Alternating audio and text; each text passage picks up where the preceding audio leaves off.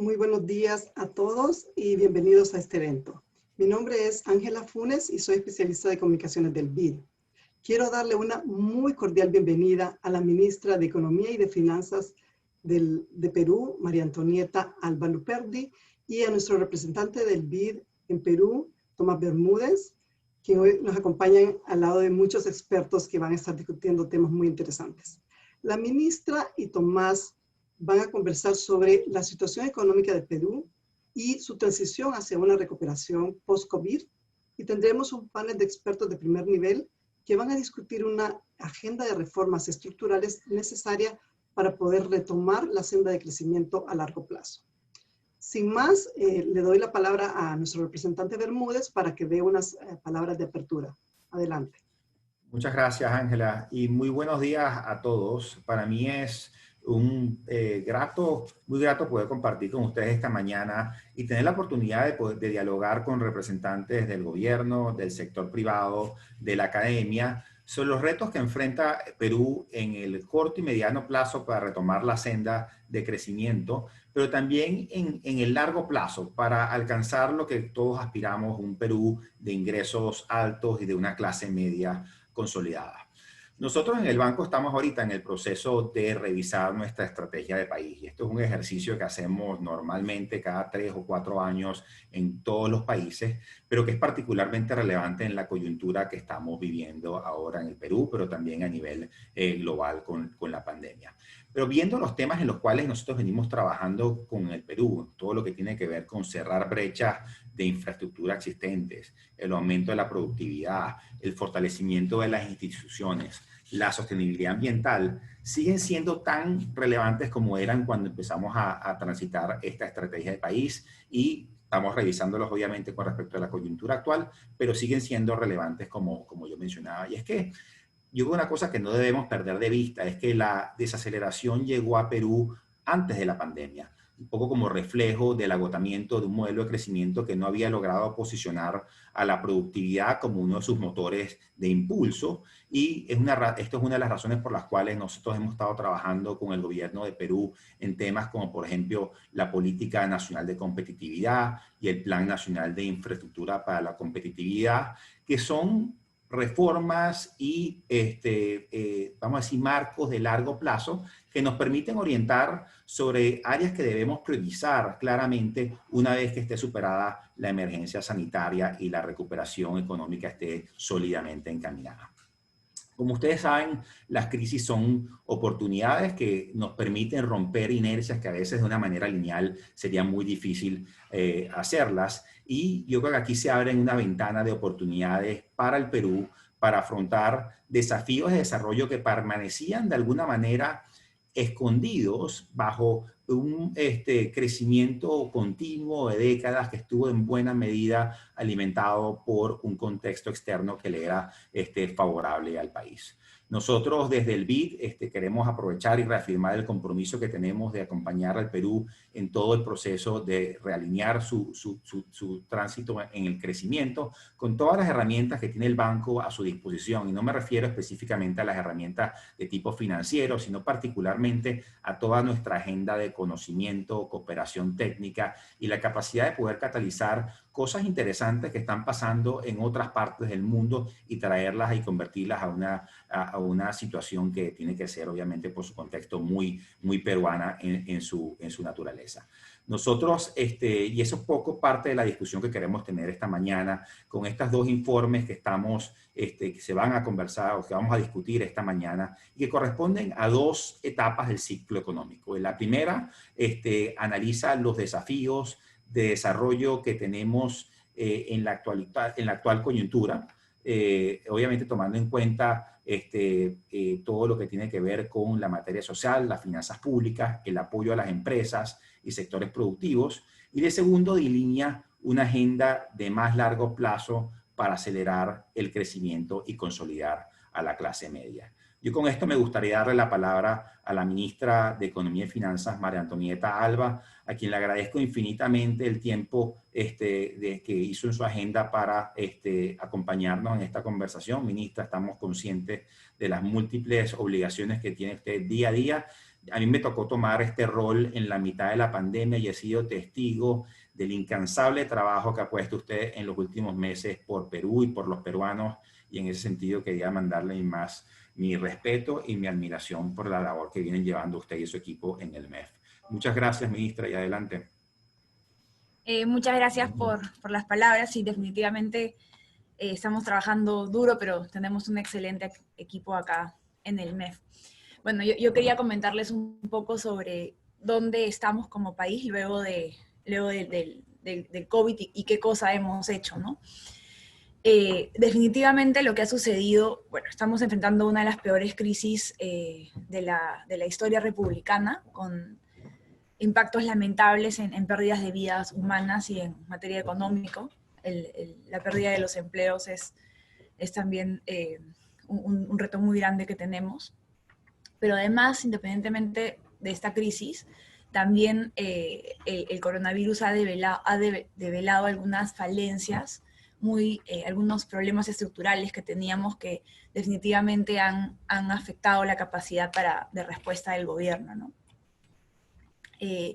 Cuando nosotros siempre le contamos, el 6 de marzo, cuando se dio el primer registro del COVID, el Perú tenía menos de 100 camas UCIs. Entonces, lo que se hizo fue, la primera reacción fue tener que ganar tiempo para que nuestro sistema de salud pudiera mejorar la oferta. Y por eso es que Perú implementó, además de haber sido uno de los países que más tempranamente implementó la cuarentena, también fue una de las cuarentenas más estrictas que definitivamente se ha visto pues, en el crecimiento experimentado en los meses de marzo, abril y mayo, ¿no? Básicamente lo que buscábamos era ganar tiempo para poder darle capacidad de respuesta a nuestro sistema sanitario, ¿no? Y se implementaron, en realidad lo que se ha hecho en estos 3 meses en términos de capacidad de respuesta, en términos de implementación de camas UCI y de hospitalizaciones, ha sido un trabajo que no se ha hecho en décadas.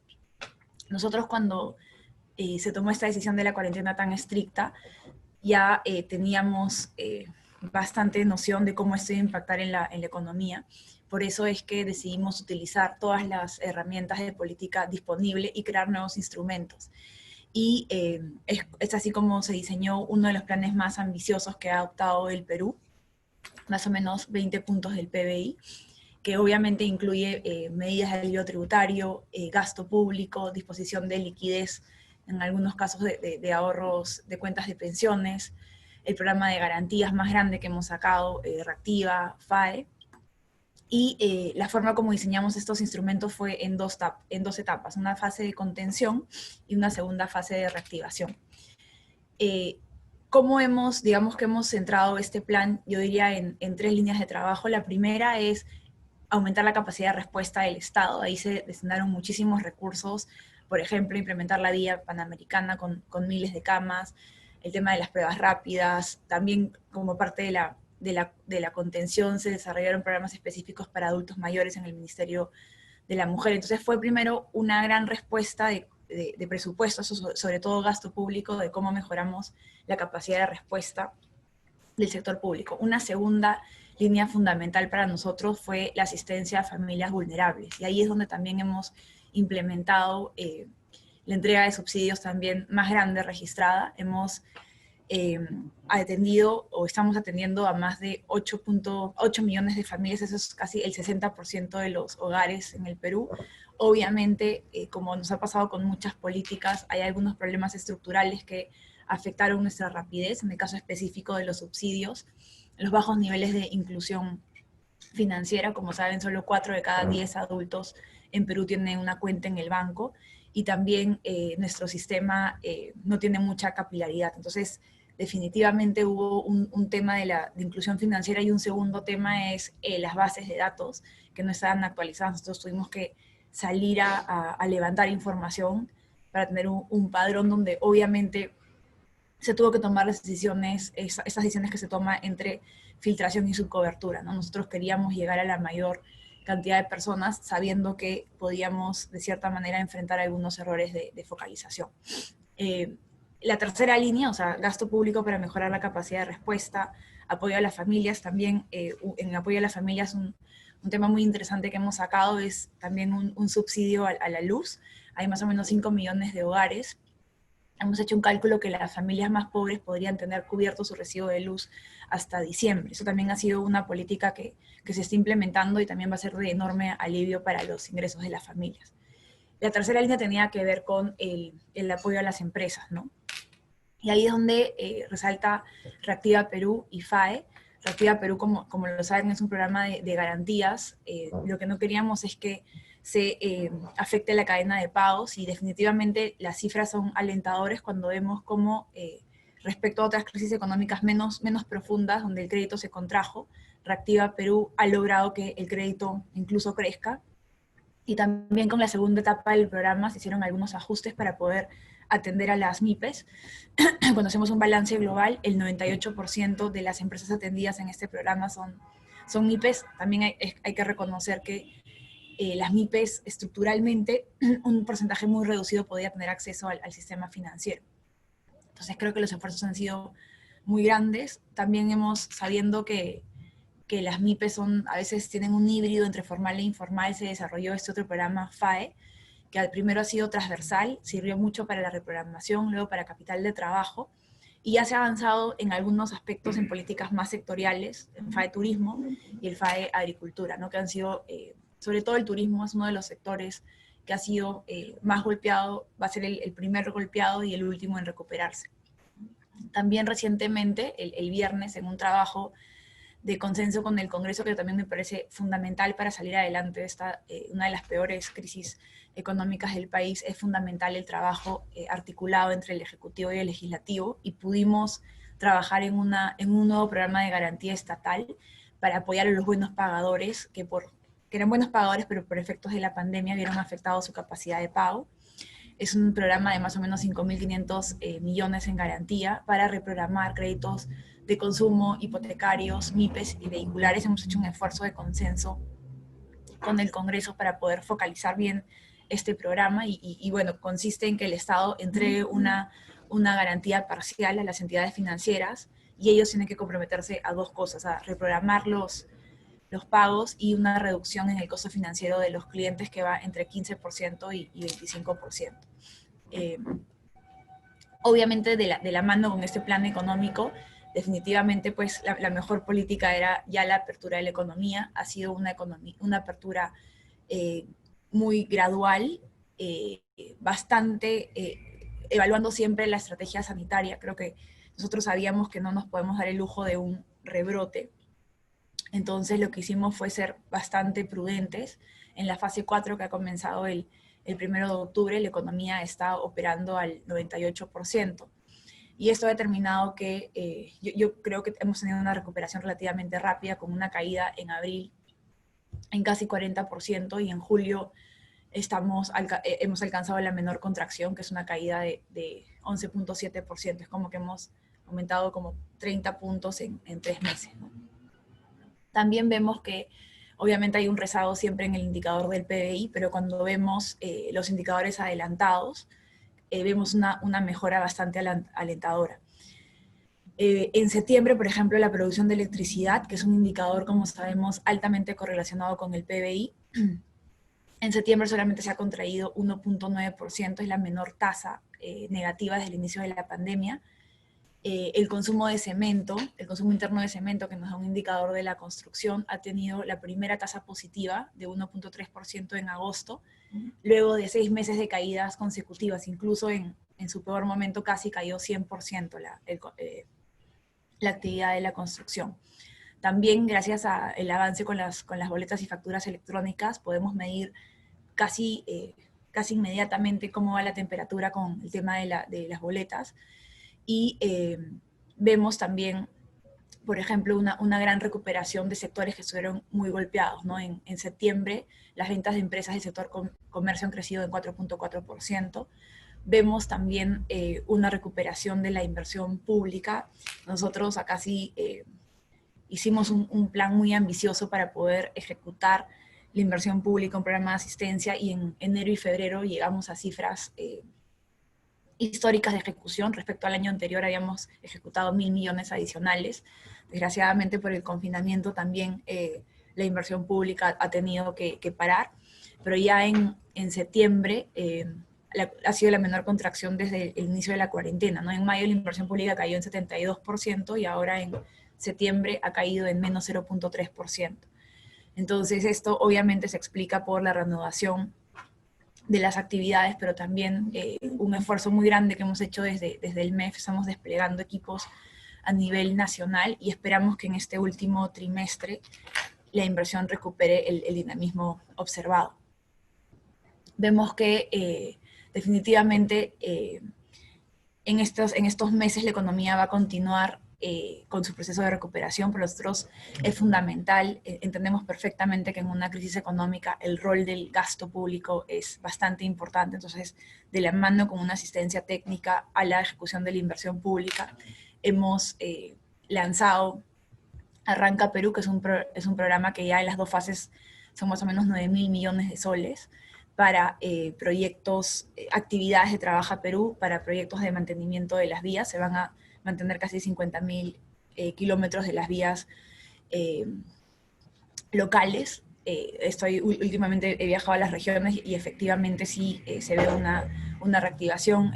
No solamente creo que una cosa importante que hicimos con Arranca Perú, usualmente porque comenzamos a ver cómo había sido la ejecución de planes económicos anteriores y era presupuesto, pero lo que nos dimos cuenta es que no solamente es cuestión de mandar presupuesto, también diseñamos mecanismos ad hoc para toda la parte de la contratación pública y además un tema adicional es que financiamos equipos en todas las provincias para poder también ayudarnos a hacer este seguimiento.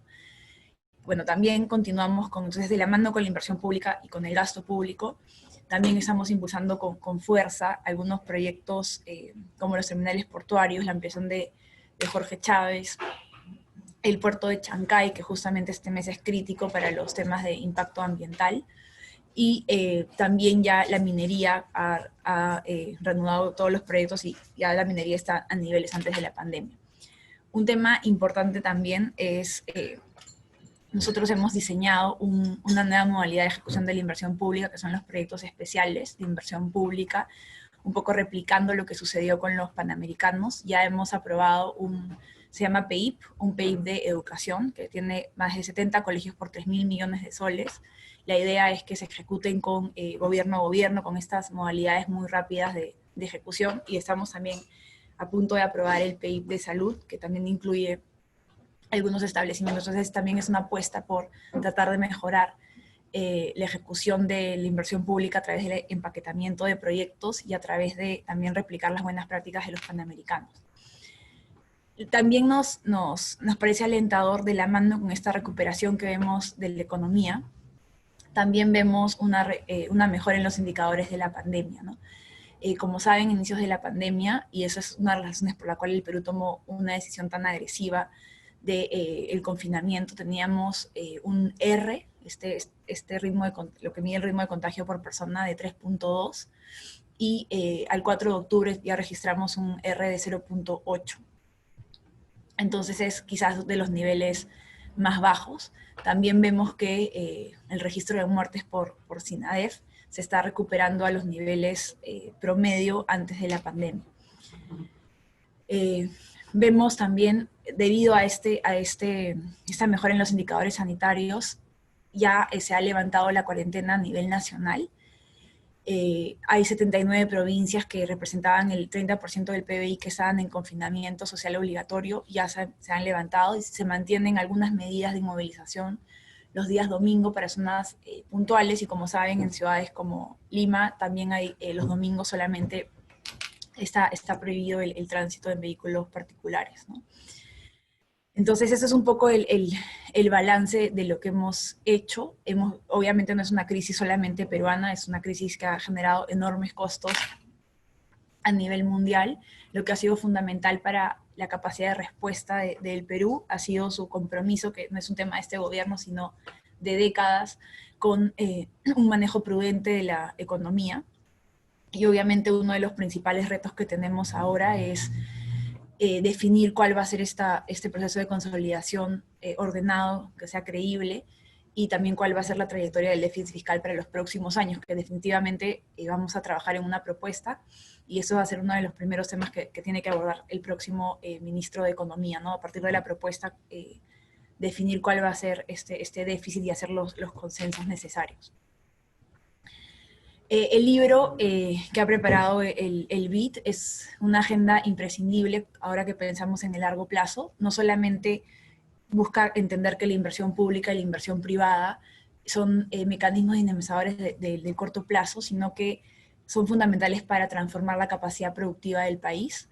Lo que queremos como país, aspiramos en los próximos 20 años, es ser un país desarrollado, obviamente buscando siempre el mayor bienestar para los ciudadanos, ¿no? Y uno de los mejores legados que dejó Carlos, que está acá, es el Plan Nacional de Competitividad y el Plan Nacional de Infraestructura. Obviamente, respecto al Plan Nacional de Competitividad, la atención de la pandemia nos ha desviado un poco de los objetivos ambiciosos que teníamos de cumplimiento, pero ya hemos retomado con mucha fuerza el Plan Nacional de Competitividad. Hemos tenido una presentación en Consejo de Ministros la semana pasada y estamos teniendo ya reuniones con todos los ministros para que se comprometan a cuáles son esas líneas de trabajo fundamentales del plan que tenemos que sí o sí cumplir para los próximos 10 meses. Y también con el Plan Nacional de Infraestructura, siempre hemos procurado que en los presupuestos tenga una línea de financiamiento, que ningún proyecto del Plan Nacional de Infraestructura con presupuesto público quede desprotegido. Siempre se ha asegurado en todas las asignaciones presupuestales que los proyectos del Plan Nacional estén adecuadamente presupuestados, además de la línea de seguimiento que hacen los equipos del MEF. Y solamente para concluir,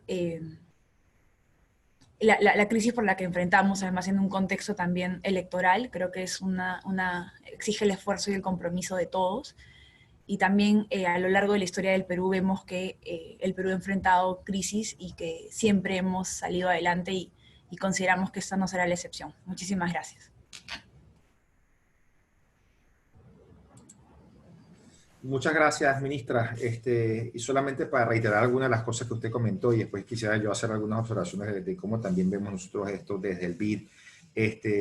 Claramente Perú puso en marcha uno de los planes de paquetes económicos para confrontar la pandemia de los más importantes del mundo. Usted lo mencionó, 20% del PIB, que además contempla varios instrumentos en términos de gasto público, alivios tributarios, garantías de crédito y para mantener obviamente las cadenas de pago fluyendo. Y esto, otra cosa que usted mencionó, se pudo hacer gracias a la fortaleza macrofiscal que ha mantenido Perú durante mucho tiempo, en el sentido de bajo endeudamiento, altos niveles de reserva, pero también rápido acceso a los mercados. Y una cosa que vale recordar es que Perú pudo emitir rápidamente, fue el primero o segundo país en la región que emitió en el mercado todavía en la mitad de la crisis. Y una cosa que usted también mencionó es como así como tenía el Perú todas estas fortalezas, también tenía unas debilidades estructurales que hicieron que sea mucho más vulnerable a un shock externo como este del COVID, pero además que hicieron que la pandemia quizás mordiera mucho más duro de lo que necesariamente tenía que haber sido por temas como usted mencionó, inclusión financiera, informalidad, bases de datos, temas que claramente pusieron un costo mucho más alto al país, que tienen que ser parte, el gobierno viene haciendo un trabajo muy importante en ese sentido, pues tiene que ser parte claramente de la agenda de mediano y largo plazo. En términos de la reactivación, nosotros, al igual que ustedes, pensamos que tienen que seguir haciendo un poco y apoyando lo que vienen haciendo de apoyar a las poblaciones vulnerables, pero en el largo plazo también cómo hacemos y cómo trabajamos en transitar hacia un modelo que sea de aseguramiento integral en términos de empleo, de pensiones y de salud para consolidar a toda la clase media. Y una cosa que usted menciona también que es relevante como resaltar también es cómo después de terminada la crisis recomponemos también el espacio fiscal, y yo creo que ahí en ese sentido pasa también por cómo hacemos para mejorar los ingresos, y quizás lo que no puede decir usted de manera tan claro como lo puedo decir yo. Perú tiene espacios importantes para mejorar los ingresos, y ahí nosotros hemos hecho varios estudios de cómo podría hacerse eso, no solamente bajo reformas al código, sino también en mejoras en la recaudación, que es una agenda en la cual se puede trabajar. Nosotros estamos de hecho trabajando con la SUNAT ahorita en varios temas en ese sentido. Y algo que también se mencionó, que es todo lo que tiene que ver con la eficiencia del gasto corriente y de la inversión. Usted mencionó, ministra, cómo se ha ido mejorando el gasto. Yo vi los números ayer, cómo ha mejorado el gasto de inversión. Quería también saludar la ley de abastecimiento del sector público que preparó el Ejecutivo. Me parece que eso también es una iniciativa en la dirección correcta para mejorar gasto y mejorar inversión hacia adelante y preservar eso que yo creo que ya es parte de la marca país de Perú, y es reconocimiento internacional por su política fiscal y macroeconómica. Yo quisiera agregar solamente a los temas que usted mencionaba algunas reformas institucionales que nosotros pensamos también que son importantes para a este objetivo que nos hemos trazado de un Perú completamente desarrollado al cabo de unos años, todo lo que tiene que ver con la mejora del clima de negocios, el cierre de la brecha digital, el crecimiento empresarial y el fortalecimiento de las cadenas de valor que permitan que el sector privado tenga un rol mucho más preponderante en la salida de la crisis, pero también en la senda de crecimiento que arranca el país, que permita que Perú se involucre en las cadenas de valor internacionales. Sentimos que hay oportunidades ahí ahora con todo el tema de nearshoring, en el cual Perú puede capitalizar si se dan las condiciones correctas. Así que yo un poco para concluir, ministra, quería solamente hacerle un par de preguntas, y la primera es en este plan de recuperación, vamos a decir, en este camino de recuperación, usted dijo varias cosas, indicadores que apuntan y alentan a una recuperación. ¿Dónde cree usted que estamos ahorita en esta recuperación y qué cree que podemos esperar en los próximos meses de mejoras significativas que se puedan anticipar ahora?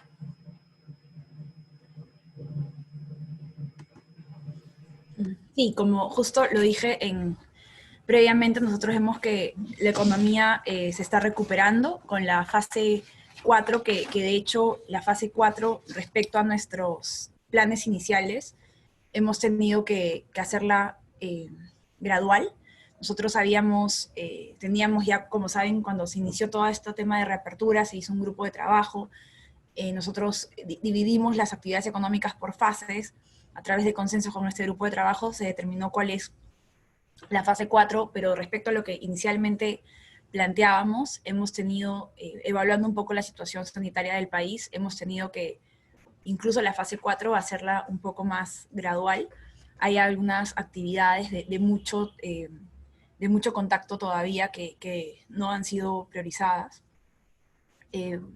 Hablo de bares, de casinos, de cines, todavía creemos que no es el momento para abrir. Entonces, si bien entonces nos hemos desviado de los planes iniciales previstos para la fase 4, vemos, como lo mencioné, que la economía ya está en un proceso de rápida recuperación.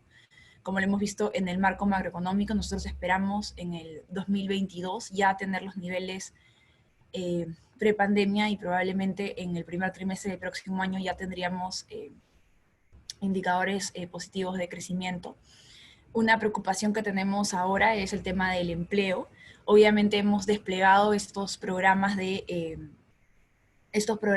empleo temporal que están funcionando bien, pero sobre todo para mano de obra no calificada, ¿no? Ahora, obviamente, con la apertura de la economía, tenemos que ver cómo incentivamos la contratación de empleos formales. Ahí estamos diseñando con el Ministerio de Trabajo, y espero ya la próxima semana tener aprobado un mecanismo de incentivo para la contratación del empleo formal. Otra oportunidad que hemos visto a lo largo de la crisis, que tenemos que definitivamente continuar, es, siempre se ha hablado de un sistema de salud muy desarticulado, no solamente entre los niveles de gobierno, sino también entre Salud y MINSA y los sistemas de salud de las Fuerzas Armadas. Entonces, durante la crisis, casi que este sueño que había en el sistema de salud de la interoperabilidad de los servicios, que es una agenda que está hace años, pero que no se implementa, durante la crisis, de cierta manera, ha funcionado. Entonces, obviamente falta institucionalizar, pero yo creo que eso es uno de los temas que no deberíamos perder. Este año se había declarado la universalización de la salud. Teníamos ya una agenda de calidad de gasto, de mejora en el costeo, que no esperamos, es urgente para nosotros acá en el MEF retomarlo. Y también un tema fundamental que hemos visto a lo largo de la crisis, creo que es un tema del que hemos conversado antes, tiene que ver con la competencia en los mercados, ¿no? Creo que hay una agenda de fortalecimiento. Hemos visto algunas prácticas de abuso de posición de dominio, pero estas prácticas se dan porque de cierta manera el Estado también lo permite, ¿no? Y la institucionalidad no estaba lo suficientemente fortalecida. Entonces creo que también como parte de la agenda que se plantea a partir de la crisis, que, con los temas que ya hemos hablado, ¿no? Inclusión financiera, y ahí estamos con la cuenta de DNI con el Banco de la Nación, obviamente la precariedad de los servicios de salud, pero creo que si la palabra modelo se permite, la parte de la competencia en los mercados ha quedado bastante visible durante esta crisis, que hay que fortalecer, hay que fortalecer las instituciones, hay que fortalecer Indecopi definitivamente, ¿no?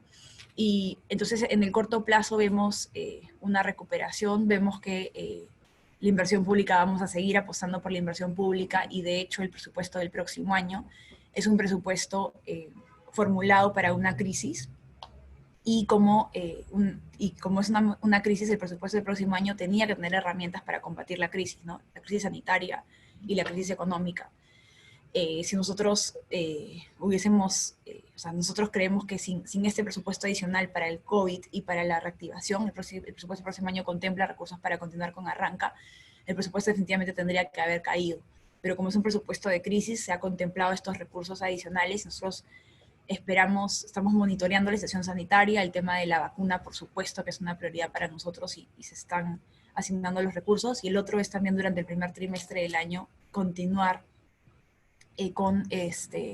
con Arranca Perú, que vemos que está ejecutándose bien. Tenemos una asignación adicional para el próximo año, y sí queremos también como gobierno entregarle las cuentas claras al próximo gobierno, un presupuesto balanceado. Por eso hemos sido bastante prudentes. Y el segundo tema, que es uno de los retos que debe enfrentar el próximo ministro de Economía, sobre también el cual queremos trabajar, es la consolidación fiscal, ¿no? El país va a tener que entrar en una ruta bastante creíble de consolidación fiscal y definición de la nueva ruta de consolidación.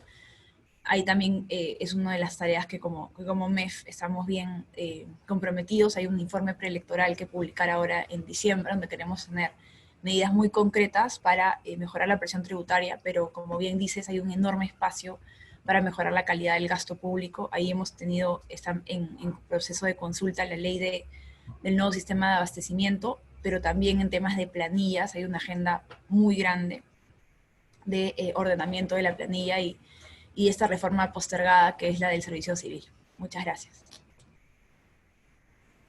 Muchas gracias, ministra. De nuevo agradecerte por tus insights, por describir también como lo que han venido trabajando en los últimos meses en Perú para sortear la coyuntura, la pandemia, pero también la visión que tienes hacia adelante con respecto a las asignaturas y la tarea pendiente que tenemos en Perú para encaminarla un poco en la dirección que nos hemos planteado también en este libro. Reiterarte, el banco siempre un aliado en esta agenda, y de nuevo agradecerte mucho por tu tiempo, por tu agenda, y espero poder verte pronto en Lima. Muchas gracias a todos. Saludos. Chao. Bueno, muchísimas gracias a la ministra y felicitaciones por el impresionante trabajo, y muchísimas gracias, Tomás, por tus intervenciones en este primer segmento. Ahora vamos a la segunda parte de este evento, y para esta segunda parte nos acompañan Elena Conterno, presidenta de IPAE, Asociación Empresarial; Alex Contreras, director general de la Política Macroeconómica y Descentralización Fiscal del MEF; Hugo Ñopo, investigador principal de GRADE; y Carlos Oliva, exministro de Economía y Finanzas del Perú.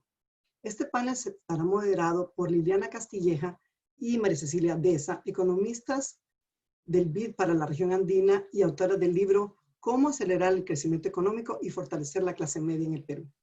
Importante anotar que este libro es parte de una colección de libros enfocada en la región andina, y ha sido dirigida por Rafael de la Cruz, Osmel Manzano y Mario Lottersfield. Les recordamos que pueden descargar estos estudios en el chat, que están compartiendo los links. Y sin más preámbulos, invito a Liliana Castilleja a que inicie este interesante panel. Liliana. Muchas gracias, Ángela. Buenos días a todos. Es un gusto poder compartir con ustedes el lanzamiento de este libro. El libro propone una agenda de mediano y largo plazo para impulsar el crecimiento económico en Perú de manera sostenida y consolidar la clase media mediante una estrategia basada en la acumulación de capital en infraestructura donde la punta de lanza sean proyectos transformacionales por sus impactos significativos en la economía y el bienestar de la población, de tal forma que se cierren las brechas existentes en los próximos 20 años, logrando así que Perú alcance niveles de ingreso per cápita similares a los que hoy tienen algunas economías avanzadas.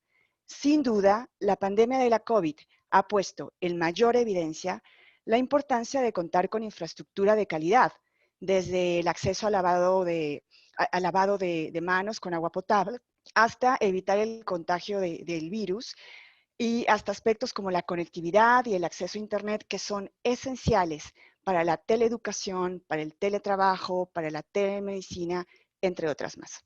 En esa línea, quisiera preguntarle a Alex si nos puedes contar qué medidas está tomando el MEF para impulsar la inversión pública en infraestructura destinadas a cerrar las brechas de acceso y de calidad. Buenos días a todos. Muchas gracias por la pregunta, Liliana.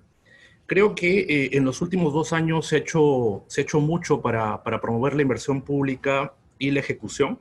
Hay dos elementos centrales. Uno, el objetivo.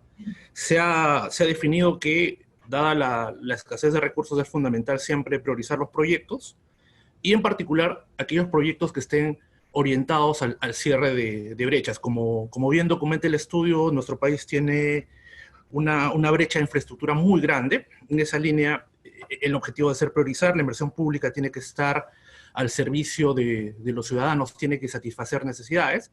Y por el lado de la ejecución también, en estos 2 últimos años han habido cambios normativos importantes. Por ejemplo, salieron algunas normas para destrabar obras paralizadas. No, como país no podemos darnos el lujo de tener obras paralizadas, más aún si, tal como documenta el estudio del BID, tenemos un stock de capital de inversión pública que se ha mantenido estable en el tiempo y que es menor al stock que se tenía hace 20 años. Ese ha sido un punto, creo que, importante. En materia también de acelerar la reconstrucción, buscando o tomando como base los modelos exitosos de ejecución bajo este esquema gobierno-gobierno. También antes y después de la pandemia se aprobaron medidas para acelerar la ejecución del Plan Nacional de Infraestructura para la Competitividad. Sabemos el rol vital que cumple la infraestructura en el largo plazo, no solamente en el corto plazo porque dinamiza, ayuda a estabilizar el ciclo, sino también porque genera servicios, genera también spillovers en el sector privado. Y esa es un poco la agenda de largo plazo. Y más recientemente lo que ha comentado la ministra, esta creación de los proyectos especiales de inversión pública, ¿no? que busca justamente generar economías de escala con grandes proyectos para que a través de mecanismos como gobierno a gobierno se puedan ejecutar.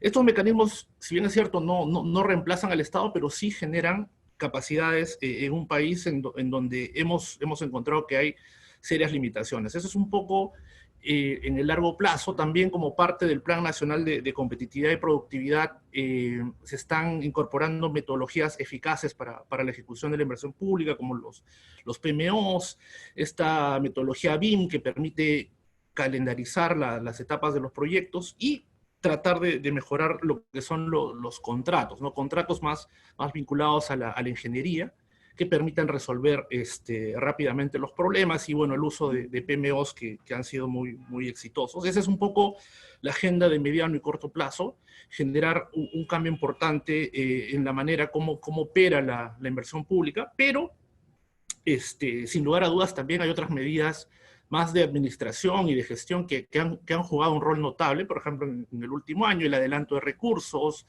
la definición de metas, los incentivos presupuestales en base a la ejecución de la inversión. Por ejemplo, en enero y febrero generaron cifras récords de ejecución, algo que no habíamos visto desde que teníamos registros de esta variable.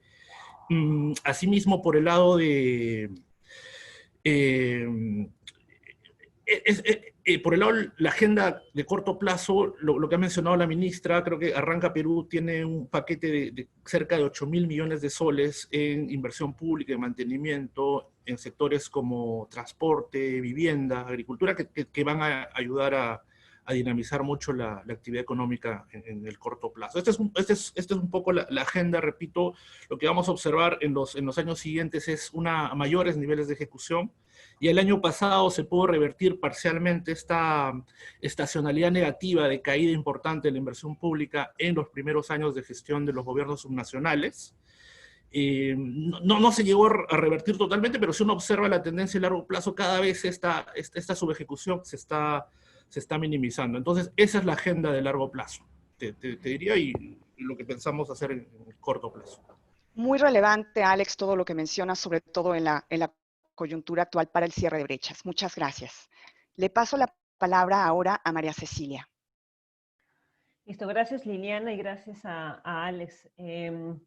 Ahora, sin duda, como mencionaba la ministra, los esfuerzos por destrabar los proyectos de inversión pública son claves, ¿no? Justamente para emprender este impulso de inversión y continuar con la implementación de los proyectos del Plan Nacional de Infraestructura para la Competitividad y el Plan Nacional de Competitividad, que de hecho serán puntas de lanza para el crecimiento en los próximos años. Para ello es indispensable recuperar el espacio fiscal que se utilizó durante la pandemia. Creemos desde el BID que esta recuperación o que esta consolidación debe tener como eje el aumento de los ingresos tributarios y también existen espacios importantes para mejorar la eficiencia del gasto, ¿no? Como mencionó Tomás, tenemos un menú de opciones que el BID pone a disposición del gobierno, que obviamente dependen de este ciclo económico y del contexto político que es bastante importante en Perú. Pero la idea es que Perú transite lo más que se pueda a niveles de ingresos tributarios que estén un poco más acordes con su propia capacidad productiva y un poco más alineados a los de economías de mayor desarrollo relativo, ¿no? Entonces, en ese sentido yo quería preguntarle a Carlos, ¿qué estrategias, en tu opinión, pueden adoptarse para lograr un sistema fiscal que sea más suficiente, eficiente y equitativo en el mediano y en el largo plazo? Hola, buenos días a todos. Antes de contestar tu pregunta, quería agradecerles por la invitación. Por supuesto, también agradecerle al BID por todo el apoyo que nos dio cuando me tocó ser ministro de Economía y Finanzas. Nos comentaron, fueron de los primeros que comentaron cuando publicamos la política de competitividad. Nos ayudaron muchísimo con la elaboración del plan de infraestructura, más allá de otros proyectos que tienen que ver con los sistemas administrativos del Estado. Y también agradecerles por el libro. Un saludo a los amigos editores, a quien conozco desde hace algunos años. He tenido la oportunidad de revisarlo. El capítulo sobre los ingresos tributarios es muy pertinente. Yo creo que pone el dedo en la llaga, donde están los cuellos de botella, los problemas, los obstáculos que tenemos para recuperar, más que recuperar, para potenciar los ingresos tributarios del Perú, ¿no? Nunca hemos sido capaces de aumentar allá del 14, 15, 16% cuando teníamos buenos precios externos de los minerales, sobre todo. Dividiría la discusión tributaria en dos temas. Hay un grupo de políticas que tienen que ver con el crecimiento de la economía y con la reducción de la informalidad. Allí algo se puede ver desde el punto de vista tributario, pero realmente se requiere otro tipo de medidas para poder reducir la informalidad y para aumentar el PBI potencial del país. Entonces allí yo creo que desde el punto de vista tributario quizás lo que se puede hacer es ordenar un poco los sistemas que tenemos ahora. Creo que se cometió un error en el año 2016, 2017, cuando se creó un nuevo sistema para tributar. Yo creo que debemos ir a una consolidación del sistema. Pero más allá de eso, para reducir la informalidad se requieren otro tipo de medidas. Seguramente Hugo en algún momento nos va a comentar algunas de ellas que no tienen que ver necesariamente con la parte tributaria. Pero hay un segundo grupo de medidas que sí tiene que ver con los tributos. Y allí básicamente hay algunas que ya están encaminadas. La masificación de los comprobantes electrónicos, por ejemplo, va a tener un impacto sumamente positivo en la recaudación. Tranquilamente nos puede dar más de un punto porcentual del PBI de recuperación cuando lleguemos al 100% de esta masificación de comprobantes electrónicos, ¿no? Esto ha tenido impacto muy positivo en otros países, ya hay experiencia, hay datos, hay evidencia de que esto realmente funciona. Lamentablemente el año 2020, que tuvo que haber sido un año donde se vea precisamente este incremento en la recaudación, pues hemos tenido el tema de la pandemia, ¿no? Pero una vez que superemos esta etapa vamos a estar con una recaudación tributaria derivada de esto que se vincula principalmente con la reducción en el incumplimiento, todo en evasión del IGB. Entonces esto es algo que se está avanzando. La meta que teníamos en su momento era que para fines de este año íbamos a tener prácticamente el 100% de las actividades comerciales con boleta electrónica. Me imagino que con el tema de la pandemia esto ha cambiado un poco, pero seguramente el próximo año ya podemos tener esto listo. Otro tema que es sumamente importante y que quizás debió ser un poquito más profundizado en el capítulo del libro que ustedes presentan, tiene que ver con las reformas que hicimos en el año 2018, sobre todo para recuperar la recaudación tributaria, ¿no? Empezando en mayo del 18 con el aumento y corrección del impuesto selectivo al consumo. Se le dio a una serie de bienes que nos dieron ese mismo año incluso una recaudación bastante mayor, creo que fueron un par de décimas del PBI de recaudación. Y después hicimos algunos cambios, algunos ajustes. Esto es una buena medida que ha aumentado no solo los ingresos permanentes, sino que también ha generado algún tipo de comportamiento positivo, sobre todo con el tema del azúcar, por ejemplo, ¿no? Desde que se puso ese impuesto selectivo al consumo y se puso un tope de 6 miligramos por litro, nosotros hemos visto que la mayoría de empresas ha reducido el azúcar en sus productos, ¿no? Sobre todo en los jugos, en las gaseosas, etc. Entonces hay un efecto positivo, una externalidad positiva también que se está corrigiendo. Pero bueno, ese es uno de los temas que se hizo en el 18, y lo otro que es lo que yo llamaba era la mini reforma que hicimos en septiembre, ¿no? Sacamos 17 decretos legislativos, todos orientados a mejorar la administración tributaria y sobre todo a incidir en la elusión tributaria, ¿no? Es difícil calcular las ganancias en términos de elusión, pero por primera vez en el Perú tenemos una norma antielusiva que ya está plenamente vigente, y además sacamos otra serie de normas como la del beneficiario final, por ejemplo, que también tiene que ver con ilusión, el cálculo de los intereses sobre la deuda, sobre las ganancias. Incluso en ese paquete también modificamos el impuesto selectivo al consumo de los casinos. Entonces hay, digamos, una serie de medidas que se hicieron.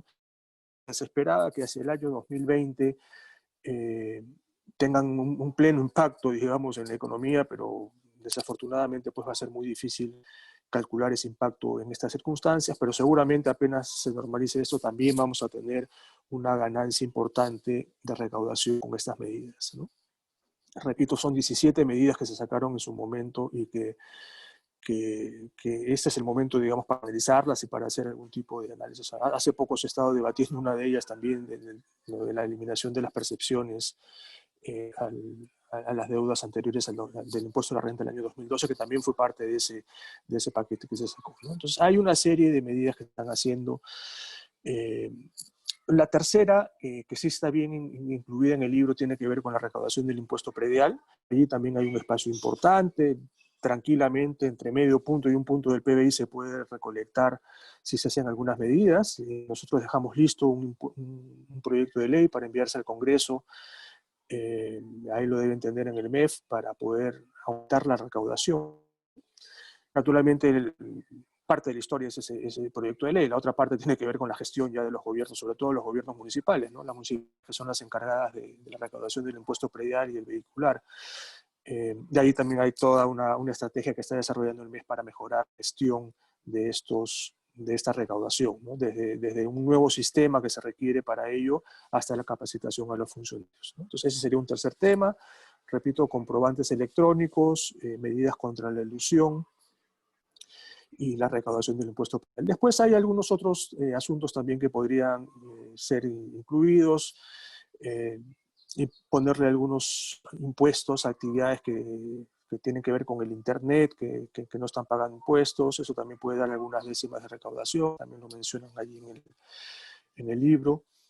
Y algunos otros ajustes que se puedan hacer, como decía al principio, a los ingresos, al sistema de ingresos tributarios, ¿no? Eso de tener el RER, el RUS, el MIPE tributario, el régimen general, etcétera, causa ineficiencias que también deberían incluirse. Es más, eso en particular es parte del Plan Nacional de Competitividad, ¿no? Y ahí quería finalizar con un par de reflexiones sobre ambos planes, ¿no? El de competitividad y de la infraestructura, dado que me tocó liderarlos en un momento. El plan de competitividad es un esfuerzo de consenso entre muchísimos actores. Hemos tenido más de 200 reuniones, diversos grupos de trabajo, y al final llegamos a 84 medidas para mejorar la competitividad, que es básicamente mejorar el PBI potencial, ¿no? Eso es lo que nosotros queríamos desde el inicio. Sabemos que en el ministerio, cuando uno es ministro, es muy fácil que el día a día te consuma y te dediques a apagar incendios o eso, a gestionar el día a día, ¿no? Pero nosotros no queríamos perder además esta visión de mediano y largo plazo, por eso es que propusimos ese plan. Digo, tiene 84 medidas, pero naturalmente no significa que son las únicas medidas que se requieren, ¿no? La idea siempre fue que este sea un plan dinámico. Esas 84 medidas fueron las que en ese momento vimos viables, ¿no? A raíz de estas discusiones, de estos consensos, etc. Pero seguramente hay 84 medidas más que el MEF y los sectores pueden proponer, y ojalá que podamos no solo cumplir con las primeras 84, sino que también podamos proponer otro grupo de medidas importantes, porque, repito, esto es un tema dinámico. En el tema de infraestructura, que es una de las 84 medidas, la elaboración de este plan y promover mecanismos que ayuden, tipo los PO, la metodología BIM, etcétera. Sobre la infraestructura también es sumamente importante avanzar en la institucionalidad de este plan, ¿no? Ya hemos visto que el plan, yo creo que está muy bien elaborado, hay prioridades, hay proyectos muy bien identificados, pero necesitamos que el Estado haga lo suyo y pueda institucionalizar esto. Y parte de esa institucionalización tiene que ver con la creación de PMOs en los distintos ministerios, ¿no? Me parece inconcebible que hayamos estado tanto tiempo sin tener un esquema PMO en el Ministerio de Transportes, por ejemplo, ¿no? Que el proyecto más grande del país, que es la línea 2 del metro, no tenga un PMO. Entonces hay temas que realmente hemos dejado de lado en su momento y bueno, mirando para adelante yo creo que es el momento apropiado para poder hacerlo. Bueno, disculpe que me excedí un poquito con otros temas, pero creo que dada la participación que tuve era necesario mencionarlos. Muchas gracias. Por supuesto que sí. Muchísimas gracias, Carlos. Seguramente tendremos la oportunidad de regresar en algún momento del panel para una discusión un poquito más profunda de estos aspectos. Mil gracias. Liliana. Sí, en el ámbito social, Perú experimentó una transformación socioeconómica histórica en las últimas décadas que lo convirtió en un país predominantemente de clase media. Actualmente, 3/4 partes de la población peruana pertenece a la clase media, pero, por el otro lado, más del 40% es vulnerable a caer en situación de pobreza por distintas razones. Por ejemplo, por inestabilidad laboral, por informalidad o por la falta de una red de protección social o de aseguramiento. La pandemia de la COVID es un ejemplo de un shock adverso temporal con un impacto negativo en los ingresos y bienestar de los hogares, sobre todo aquellos que no cuentan con una red de aseguramiento integral, empleo, pensiones y salud, por mencionar las más importantes. En ese sentido, Hugo, quería preguntarte, en tu opinión, ¿cuáles son los principales desafíos que enfrenta la clase media peruana en la coyuntura actual? Bueno, buenos días. Muchas gracias por invitarme. Permítanme compartir mi pantalla para responder tu pregunta, Liliana, sobre la base de esta información. Partamos de la siguiente pregunta, muy sencillita. ¿Cómo generan sus ingresos los peruanos? ¿Cómo paramos la olla los peruanos? Y obviamente no todos los peruanos paramos la olla de la misma manera. Hay diferencias bien importantes entre los hogares de menores ingresos, los hogares de clase media, por donde va tu pregunta, Liliana, y los hogares más ricos. Aquí tenemos los hogares del país organizados según deciles de ingresos. Aquí están los más pobres. Déjenme marco desgraciadamente. Aquí están los más pobres, aquí están los más ricos, y claro, aquí están los hogares de ingresos medios. Se notará que entre los hogares de ingresos medios hay una gran heterogeneidad. Vamos a los que están realmente en el medio, digamos, decirles 4, 5, 6. En esos hogares, el componente más importante de los ingresos es el trabajo, pero el trabajo informal. Este es el miren. La mayor parte de los ingresos de los peruanos vienen de empleos informales. La formalidad, estos componentes azul oscuro de las barras aquí, son pequeñísimos. Ya hemos discutido bastante cómo es que tenemos tan baja formalidad. Se ha dicho que 30%, solo 30% de los empleos en el país son formales. Lo que este gráfico nos permite mostrar es que no solamente la formalidad es muy baja en el país, sino que está distribuida de una manera muy asimétrica, extremadamente asimétrica. La formalidad es prevalente solo en el decil más rico. Solo aquí la formalidad es prevalente, mayoría, cubre la mayor parte de ingresos de los hogares. En el resto, en toda la gran mayoría, es el empleo informal el principal generador de recursos para los hogares. Entonces hay que comenzar por ahí. Necesitamos formalizar urgente y agresivamente el país, ¿no? Ese es un gran pendiente. Antes de los comentarios, antes de la pregunta, leía algunos de los comentarios. Jessica Luna, por ejemplo, planteaba, oye, ya, salgamos de esta crisis, salgamos de lo urgente, pero pensemos en el mediano plazo, pensemos en lo importante para el mediano plazo. Y no puedo estar más de acuerdo con eso. Usemos esta crisis como oportunidad para pensar en aquello que realmente está pendiente. Y si hay algo que está tremendamente pendiente, es esta reforma laboral. Miguel Jaramillo, mi colega en Grade, siempre pone esta imagen que a mí me parece muy, muy gráfica y muy, muy clara para decir qué es lo que nos está pasando. Si pusiéramos toda la legislación laboral una sobre otra, apilada, llegaríamos a un bodoque de 1.200 páginas de legislación. 1.200 páginas de legislación que para un microempresario, para un emprendedor, para alguien que está queriendo iniciar negocios, resulta imposible primero de comprender. Ya ni siquiera vamos a hablar de cumplir o de entrar dentro de la formalidad. Entonces, ese plano primero cognitivo de esta legislación tan voluminosa que tenemos y, no se dude, seguramente también contradictoria dentro de sí, contradictoria en términos legislativos, en términos legales, pero también contradictorios los incentivos que existen. La legislación laboral y la legislación tributaria en general genera estos incentivos hacia el enanismo empresarial, que es en gran medida parte de lo que nos está pasando. Si vamos a SUNAT, por ejemplo, y nos preguntamos por cuántos RUC, registros únicos de contribuyente, hay registrados en el país, vamos a ver que hay cerca de 2 millones, poco menos de 2 millones, pero 96.5% de ellos, 96.5% de ellos, corresponden a empresas con 5 trabajadores o menos. Entonces, una abrumadora mayoría son demasiado pequeñas. Esto en países similares al nuestro, nuestros países vecinos o países con similar nivel de desarrollo, no alcanza estos niveles. O sea, tenemos una abrumadora prevalencia de microemprendimientos precarios, poco productivos, a los que se les pone techos. Se les pone de alguna manera techos de incentivos. Y no crecen. Y pues no tienen los incentivos para crecer, porque la estructura de costos se hace complejísima después para crecer y se hace muy difícil de mantener. Entonces hay algunos... Esto que digo es el elemento central. 4 de cada 5 soles que los peruanos...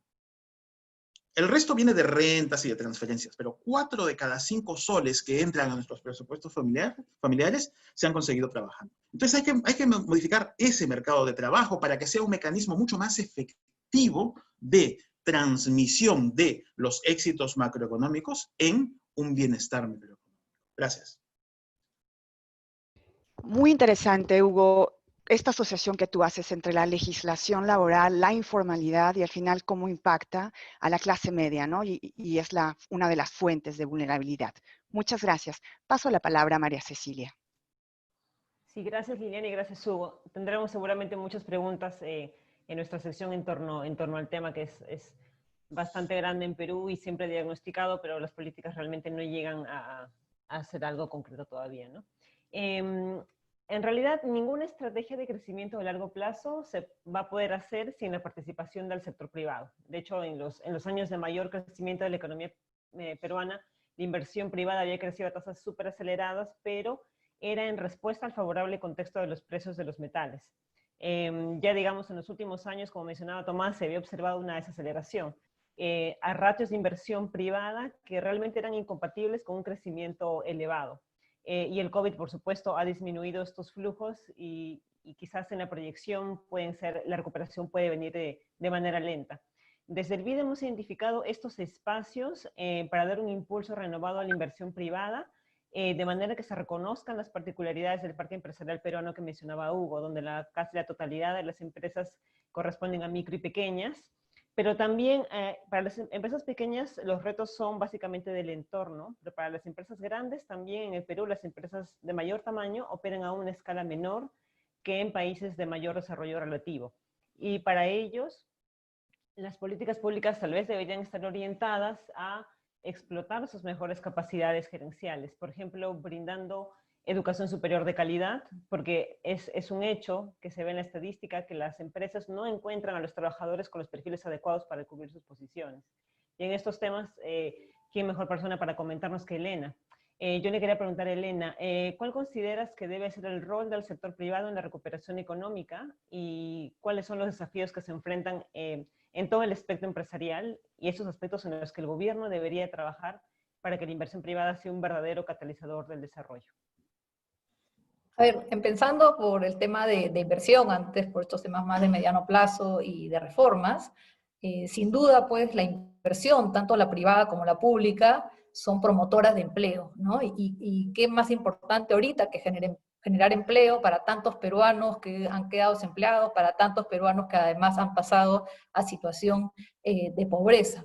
En el tema de la inversión, digamos, ahí creo que un primer tema es el tema de servicios públicos, de cómo desde el sector privado se apoya a el cierre de brechas. Y ahí quería tomarme un par de minutos para hacer énfasis en que creo que en general en Perú y creo que probablemente en América Latina tenemos que dejar de poner este énfasis en infraestructura para pasar a poner el énfasis en el servicio. Lo que tenemos, y creo que es común a nivel de América Latina, es que se ha avanzado mucho a nivel de cierre de la brecha de acceso, ¿no? Básicamente por más infraestructura, pero lamentablemente en la calidad estamos en condiciones paupérrimas, ¿no? En Perú más o menos solamente 11% de los estudiantes termina secundaria con los conocimientos esperados en matemáticas y comunicaciones. En salud sabemos que más o menos solo 1 de cada 2 pacientes sale con los medicamentos que les prescriben, más allá de todos los problemas de espera que tienen que tener. Tenemos el tema de agua potable, con las EPS quebradas hace 20 años, y muchísimos proyectos que se hicieron, y que como requerían un pequeño pago porque no eran a base de gravedad, están paralizados. Entonces creo que un primer tema conceptual importante es que dejemos de hablar de infraestructura y nos enfoquemos en el tema de servicio.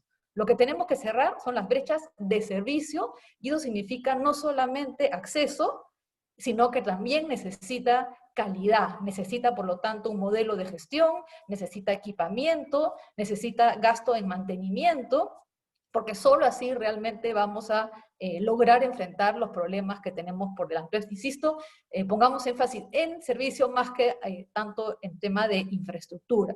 Entonces, dicho eso, el sector privado puede colaborar en cerrar estas brechas de servicio, y de hecho, pues, hay varios proyectos que algunos se han licitado, tanto para lo que son aeropuertos, como lo que son, digamos, tanto la inversión y la operación, el tema de los proyectos de irrigación, el tema de carreteras, ¿no? Probablemente uno emblemático de irrigación, el Maje Sigua 2, que está parado y que, podría generar pues empleo y además dinamización de la economía de la zona, ¿no? Entre otros proyectos importantes. Entonces, uno es la inversión para colaborar en cerrar esta brecha a nivel de los servicios públicos, y segundo, pues, todo lo que es la inversión a nivel de los sectores económicos. Si bien el escenario mundial obviamente no es tan auspicioso como era antes, pues de todas maneras, felizmente, tenemos ciertos sectores competitivos que podrían estar operando a mayor potencial, y que ahí pues requerimos pues que destrabar proyectos, trabajar juntos en generar, digamos, un entorno social que facilite inversiones, tanto a nivel de grandes proyectos de minería, hidrocarburos, como también de mediana escala, como acuicultura, como agroindustria, que también pues siempre a veces hay la voluntad, pero digamos no las condiciones. Y lo otro es que, digamos, más allá de toda esta inversión, digamos, y de poder impulsarla, ¿no? Sin duda, pues, tenemos que atacar dos temas fundamentales de la institucionalidad si queremos realmente pensar en el mediano plazo. Mientras estamos aquí discutiendo sobre ampliar los servicios, cerrar la brecha, no hemos mencionado, pero tan importante la brecha digital, la conectividad, en nuestro Congreso se viene discutiendo poner más trabas a la instalación de antenas. O sea, antenas que necesitas para brindar más conectividad, y cada vez se hace más complejo poder hacerlo. Entonces, en el tema de institucionalidad, sin duda, tenemos que abordar el tema, terminar la reforma política, que se han dado avances, pero no lo suficientes. Creo que todos tenemos que entender que para que funcione la democracia peruana necesitamos partidos políticos, y por lo tanto tomar decisiones que propendan hacia que se fortalezcan los partidos. Y lo segundo que mencionó la ministra, el tema del servicio civil. Necesitamos realmente un mejor servicio civil, porque con la elevada rotación de funcionarios que tenemos, con la inestabilidad, por un lado estabilidad absoluta, y por otro lado inestabilidad cada vez que hay un cambio, no de gobierno, sino solo de ministro, realmente es poco lo que se podría avanzar. En este punto, yo quisiera nomás enfatizar una medida, que es la que por lo menos los 100 principales puestos del Estado deberíamos identificarlos, y deberían entrarse al mismo por un proceso meritocrático, ¿no? Y la salida también debería estar regulada. Es decir, que sean puestos que el ministro encuentra, y que si quiere cambiarlo, ok, podrá cambiarlo, pero el siguiente también tendrá que entrar por un proceso meritocrático. Creo que si no abordamos estos dos aspectos institucionales, digamos, lamentablemente no vamos a poder avanzar en todos los otros frentes. Y lo dejo ahí para la siguiente ronda. Perfecto, mil gracias, Elena. A este punto de la discusión creo que sería súper interesante tomar preguntas del público, porque la verdad que han estado llegando muchísimas. Ángela, no sé qué opinas. Cecilia, bueno, de verdad que la discusión está súper interesante, las perspectivas que han mandado los panelistas y sus puntos de vista muy valiosos, pero tenemos una audiencia ávida de conocer y tener respuesta a algunas de sus preguntas. Tenemos más de 320 personas que han estado a lo largo de esta hora y cuarto. Entonces, Cecilia, creo que sí amerita tomar estas preguntas del público, y aprovecho también para decirles que descarguen las publicaciones y que nos sigan mandando preguntas al chat. Adelante, por favor. Perfecto, sí, yo creo que hemos cubierto temas súper interesantes en las intervenciones, y seguramente más en estas preguntas. Me ha llegado una que yo creo que es, Alex, por favor, y bueno, también el resto del panel, si tiene contribuciones, por favor, son más que bienvenidos a intervenir. Alex, tenemos una pregunta, por ejemplo, nos dicen, ¿cómo se tiene pensado combinar estrategias orientadas a dinamizar la actividad económica privada con estrategias para incrementar los ingresos tributarios y al mismo tiempo lograr una mayor formalización? Una pregunta bastante amplia. Interesante, te la dejo, Alex. Muchas gracias por la pregunta, María Cecilia. En el Ministerio de Economía y Finanzas creemos que hay un espacio importante para incrementar la recaudación tributaria sin necesariamente afectar o generar incentivos negativos a la inversión, ¿no? Y prueba de ello es, por ejemplo, la estadística que muestra que en el Perú existe aproximadamente un 44% de ilusión tributaria en el impuesto a la renta y cerca de 33% en el impuesto general a las ventas. Muchas de las medidas que mencionó Carlos, que se implementaron en los últimos 2 años, han tenido por objetivo justamente dotar a la administración tributaria de herramientas que permitan reducir esta ilusión y mejorar la recaudación. Como también se dijo, Perú está más o menos 5 puntos por debajo en recaudación del resto de América Latina, entonces hay espacio. Cuando uno lo ve por impuesto, hay espacio definitivamente en todos los impuestos para incrementar la recaudación sin necesariamente mover tasas. Entonces, esto pasa, creo, ya respondiendo directamente a la pregunta, por seguir trabajando en este espacio de lo que mencionaba Hugo también, ¿no? Luchar contra la informalidad, generar los incentivos para la inversión privada, algo que mencionaba Elena también, porque al final es lo que permite elevar de manera sostenida la recaudación tributaria. Básicamente eso es lo que podría decir. Gracias. Gracias, Alex. Otra pregunta que nos ha llegado que creo que es interesante porque aborda desde otra perspectiva. Se le voy a hacer a Hugo. Siendo las mujeres las más afectadas por la crisis en el marco de la pandemia, ¿qué medidas específicas se recomiendan? Uy, María Cecilia.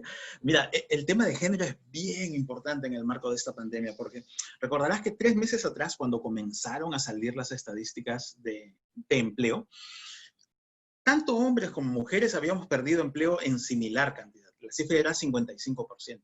No habían diferencias de género en la caída. A todos nos chocó por igual. Eso fue 3 meses atrás. De ahí en adelante el empleo masculino ha comenzado a recuperarse y el empleo femenino ha comenzado a recuperarse, pero a una tasa muchísimo menor.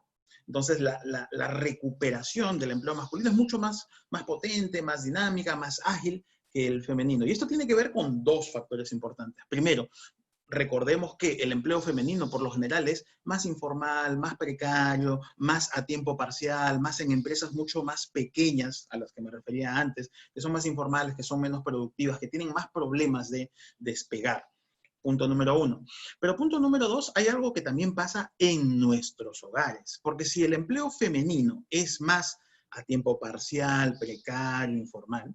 Especialmente déjame tomar el punto de a tiempo parcial. Si el empleo femenino es más a tiempo parcial que el masculino, esto no sucede gratuitamente. Esto no sucede simplemente porque las mujeres quieren trabajar menos. No, esto tiene que ver con responsabilidades diferenciadas, según género, que suceden al interior de nuestros hogares. Las mujeres se hacen cargo de 80% del tiempo del trabajo doméstico dentro de nuestros hogares. Los hombres nos hacemos cargos solamente del otro 20%. Entonces, en una semana típica, una mujer ha dedicado 2 días extra de trabajo, o sea, 2 jornadas de 8 horas, a trabajar por encima de los hombres dentro de sus hogares. Entonces, ya antes de cruzar la puerta de la casa, ya está teniendo una desigualdad de oportunidades que es muy marcada. Por eso es que 40% del empleo femenino trabaja a tiempo parcial. En contraste, menos del 25% del empleo masculino trabaja a tiempo parcial. Entonces hay 2 rutas de acción bien grandes. Uno, en el mercado de trabajo, donde el empleo femenino necesita ganar en productividad, ganar en formalización, pasar más a empresas que puedan darle una mayor protección social a las mujeres.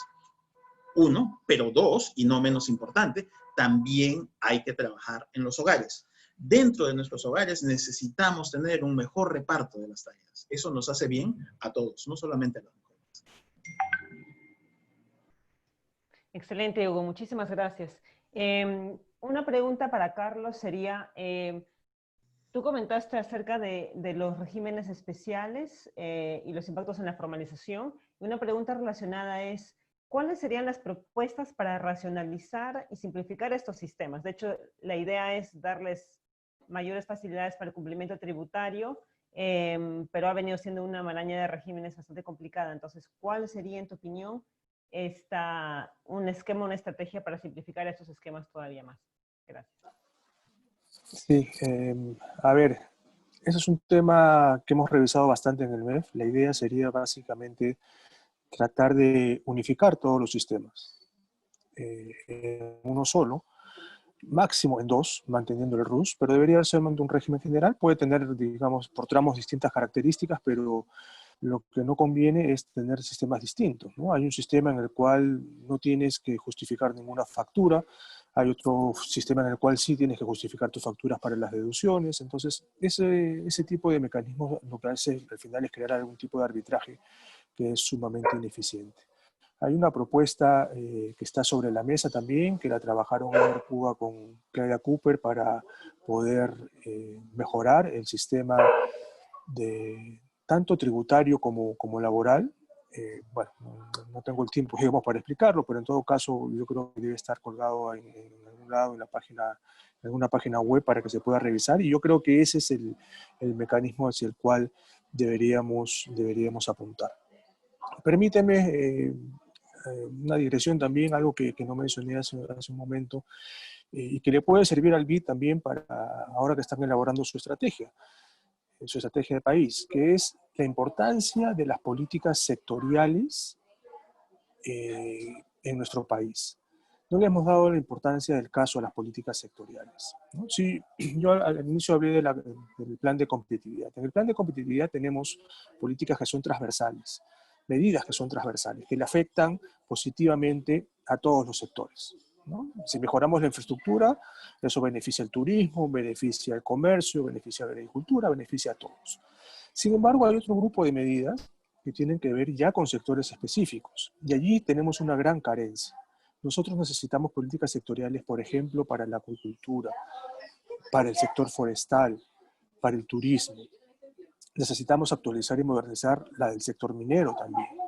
Nosotros contamos con un plan de diversificación productiva que de alguna manera pone esto sobre la mesa, pero yo creo que el desarrollo de políticas para mejorar la competitividad en sectores específicos también es necesario. Y al final, si tenemos estos dos grupos de políticas, las de competitividad transversales que están en el plan de competitividad y las políticas sectoriales que también mejoran la competitividad, vamos a poder definitivamente aumentar el PBI potencial, ¿no? Nosotros necesitamos crecer por lo menos a un 5% durante 20 años o 25 años para poder ser en ese momento un país de ingresos altos. Y lograr eso naturalmente no se hace simplemente esperando los ciclos económicos. Necesitamos ser mucho más asertivos y tener políticas específicas, tanto transversales como sectoriales, para mejorar el PBI potencial.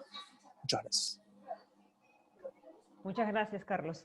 Terminamos esta ronda porque ya estamos llegando casi al final de nuestro evento. Nos podríamos, la verdad, quedar horas conversando, pero tenemos una restricción de tiempo.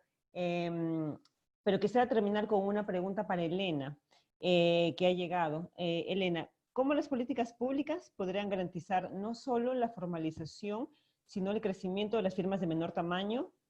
¿Y cómo lograr que las empresas más grandes aumenten su escala de operaciones e incorporen a las empresas más pequeñas a sus cadenas productivas?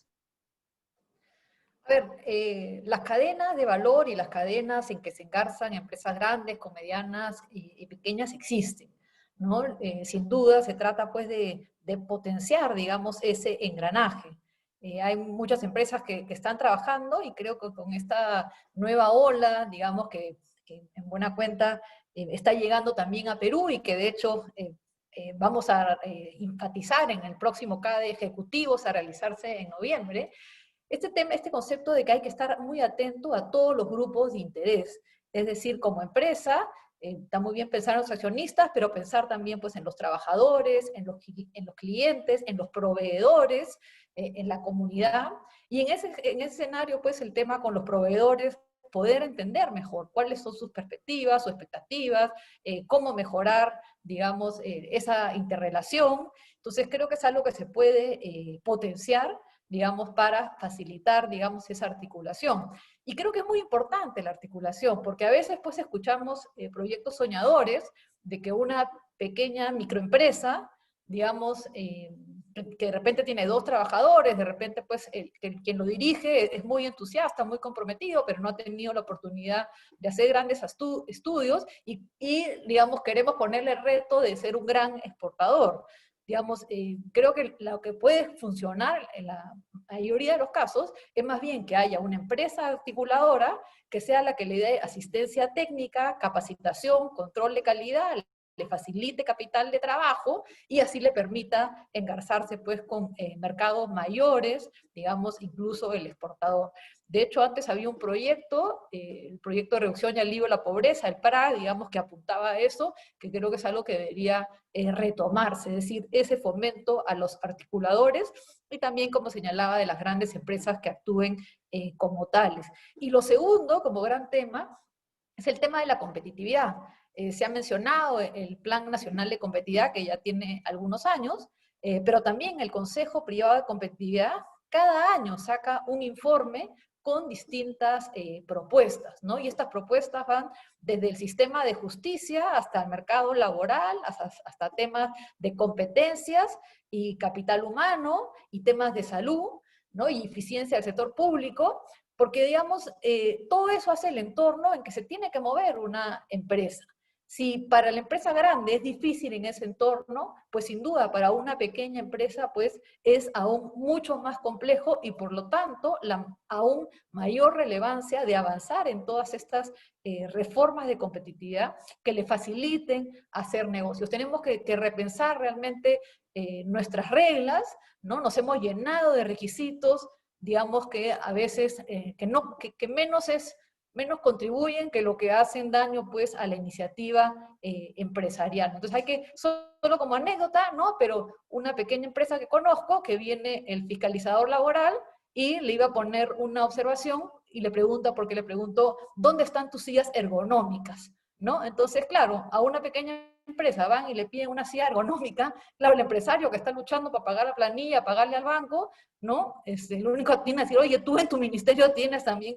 Entonces creo que nos hemos llenado de normas que realmente, dejo de ayudar, frenan la iniciativa, frustran a los empresarios y tenemos que repensarlas. Entonces, insisto, para promover más dinamismo, sobre todo a nivel de las pymes, está este tema de la articulación, potenciarlo, el tema de la competitividad, y otras iniciativas como las compras a Mi Perú, que han dado interesantes resultados, ¿no?